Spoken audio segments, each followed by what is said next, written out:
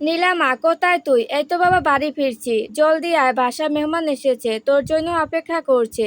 কে এসেছে, কেন এসেছে, এসব কোনো প্রশ্ন না করে নীলা ফট করে ফোন কেটে দেয়।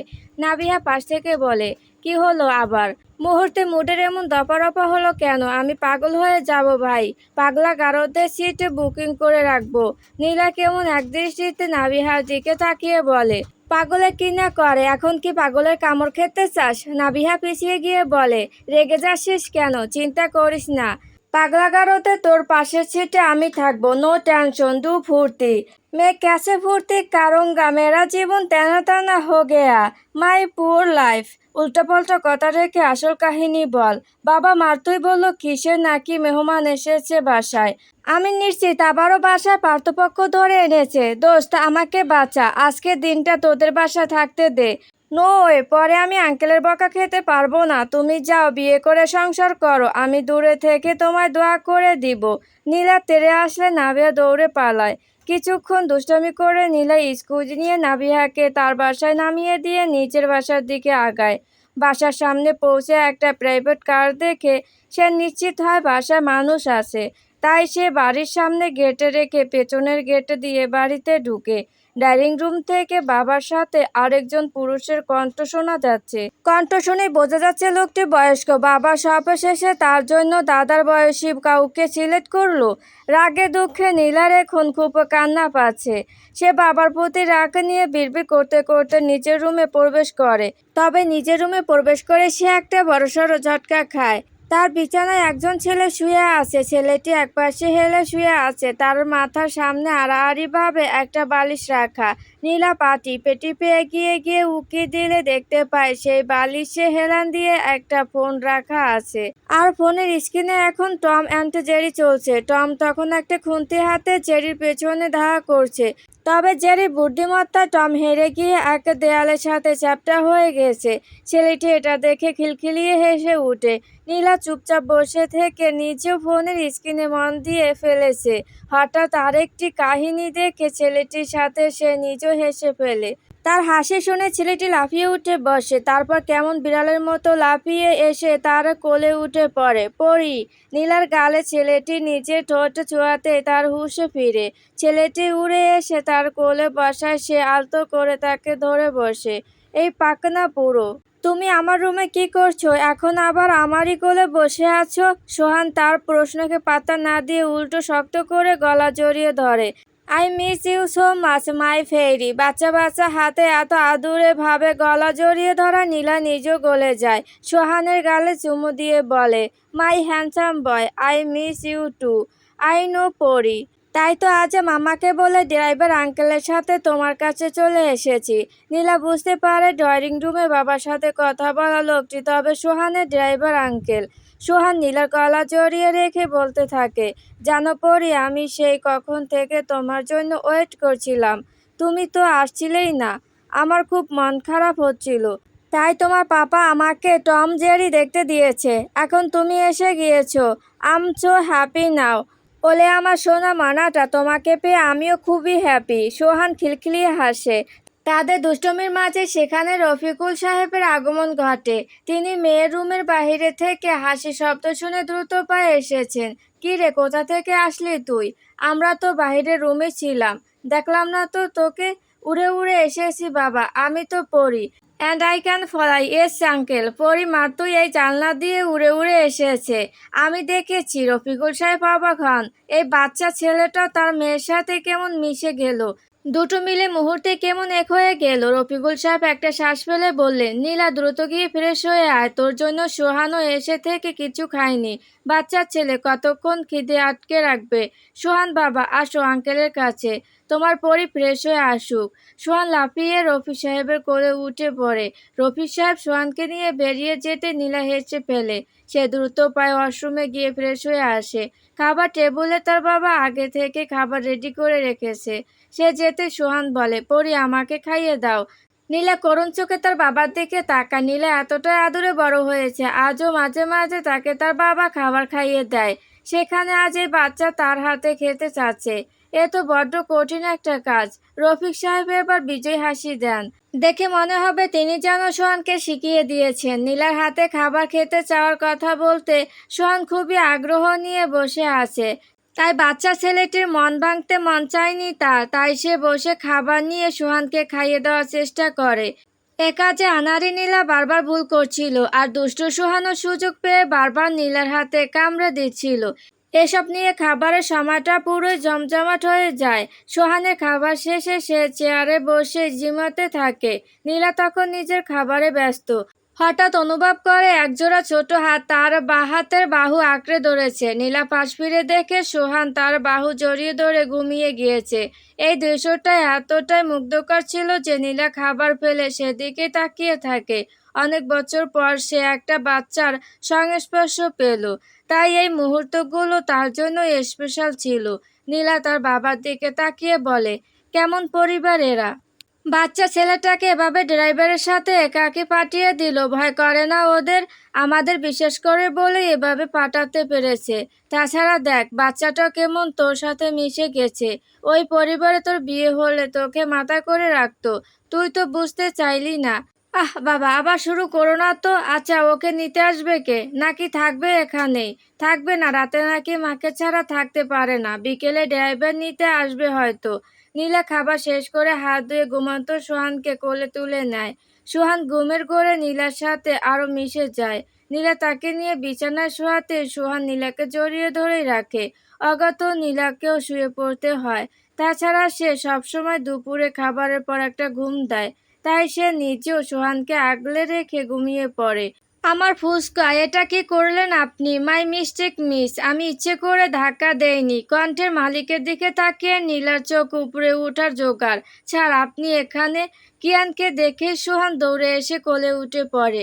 কিয়ানের দুগালে হাত রেখে মিষ্টি হেসে বলে, চাচু, I miss you. I miss you too, my handsome boy. Nila হতভম্ব হয়ে পড়ে এখানে কিয়ানকে দেখে। সে সোহানকে বলে, সোহান সোনা, ছাড়ো লোকটাকে। এভাবে অপরিচিত লোকের কোলে ওঠা ঠিক না সোনা বাবু। থুকু, হ্যান্ডসাম বয়, পরীর কাছে আসো সোনা। পরি, ইউ আর রং। ইনি অপরিচিত না, ইনি আমার কিয়ান চাচু। সোহানের কথা নীলার মাথায় যেন বাজ পড়ে। সে হতভম্ব হয়ে যায়। কিয়ান তার চাচু? চাচু মানে কি যাতা বলছো? এই বেটা তোমার চাচু হতে যাবে কেন? তোমার চাচু তো পেটে মোটা বুড়িওয়ালা বুড়ো লোক। সোহান অবাক হয়ে চাচুর কোলে থেকে নিজের শরীর পেছনে বাঁকিয়ে কিয়ানের পেটের দিকে তাকায়। কিয়ানের পেটে তার ছোট হাত রেখে তারপর সরল গলায় বলে, কিন্তু আমার চাচুর পেট তো একদম ফ্যাট।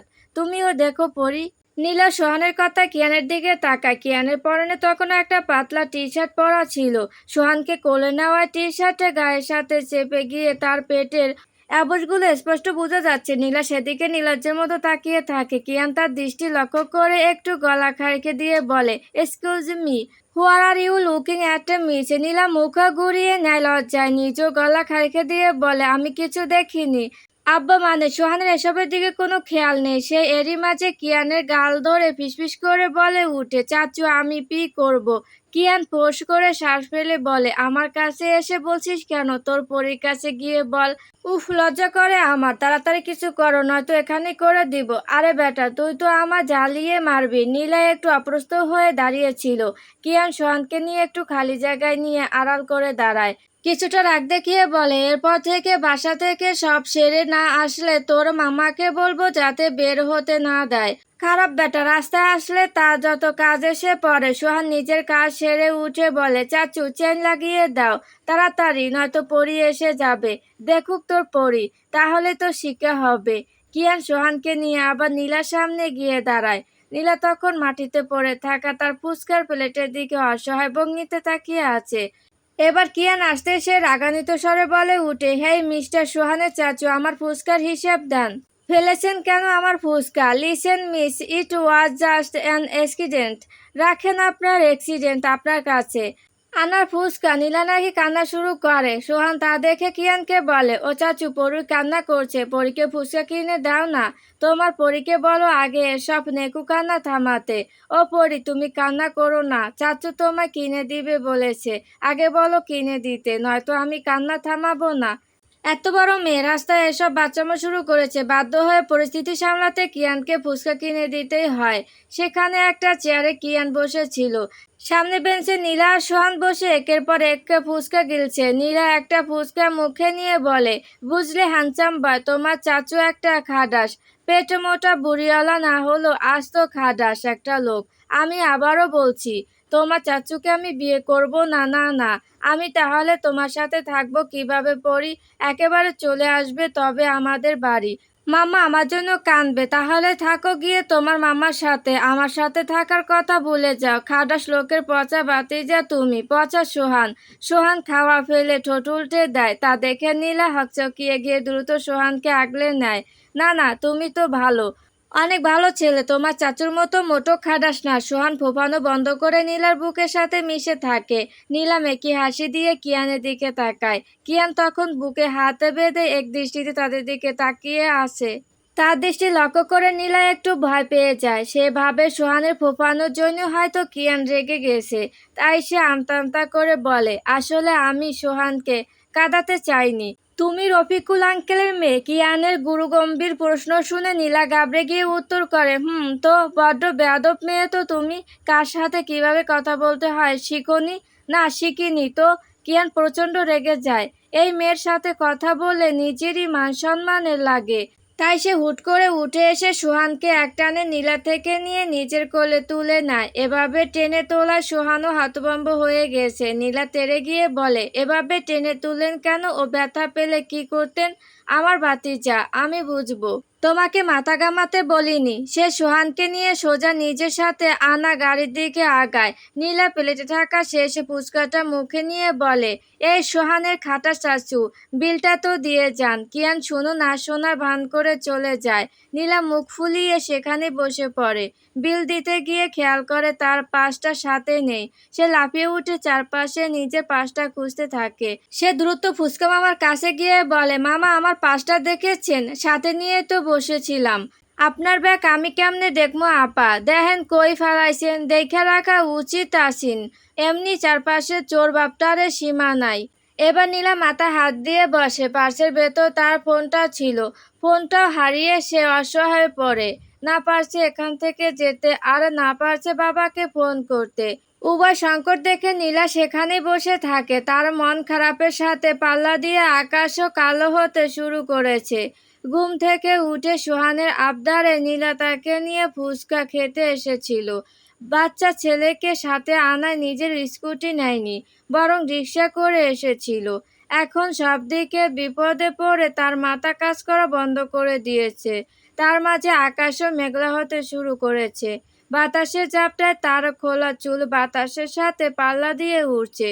পরনে তার একটা লং স্কার্ট, হাঁটু পর্যন্ত একটা কামিজ পরা, গলায় ঝুলানো ওড়না বাতাসে উড়ছে।